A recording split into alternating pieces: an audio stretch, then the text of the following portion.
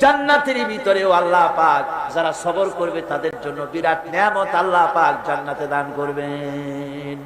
জান্নাতে যাওয়ার জন্য সবর একটা মহাগুণ, এই গুণ মুসলমানদের ভিতরে থাকতে হবে। আমার বন্ধুগণ, কোরআনে কারীমের ছোট্ট সূরা ওয়াল আসরের ভিতর থেকে যে কথাগুলি বিগত 4 দিন আর আজকে বলা হলো, জীবন আমাদের ব্যর্থ, জীবন আমাদের ক্ষতিগ্রস্ত। এই জীবন যদি আমরা সবল করতে চাই তাহলে 4টি আমল করা লাগবে, ঈমান আর আমলে সালেহ। আর আমাদের করা লাগবে আমলে সালেহের সাথে হকের দাওয়াত আর সবর ইখতিয়ার করতে হবে।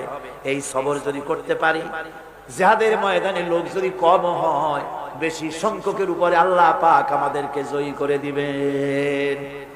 ইয়াকুম মিনকুম 20 সাবিরুনা ইয়াগলিবু মিআতাইন।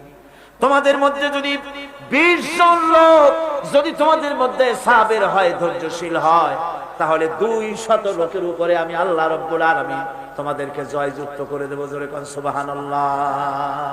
20 জন যদি হয়, 200 উপরে আমি তোমাদেরকে জয়যুক্ত করে দেব।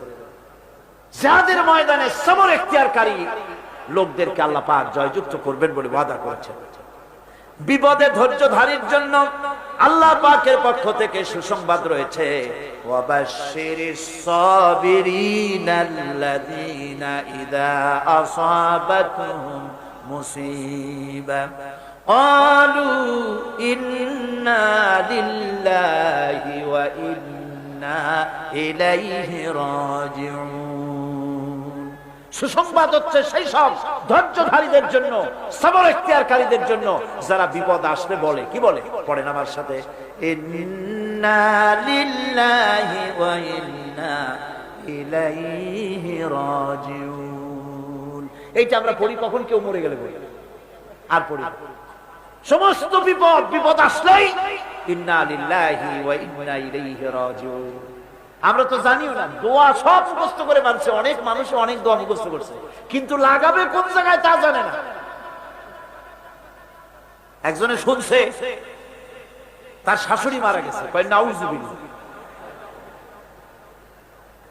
আবার আরেকজনে বলছে, শুনছো বলে কি? বলে তোমার ছেলে তো মেট্রিকে ফার্স্ট হয়েছে, কয় ইন্না লিল্লাহি।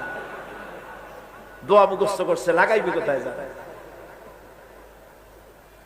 ইসলাম আমাদের সব শিখাইছে। আশ্চর্য হবেন, বলবেন মাশাআল্লাহ, সুবহানাল্লাহ। খোঁজ খবরই শুনবেন, আলহামদুলিল্লাহ।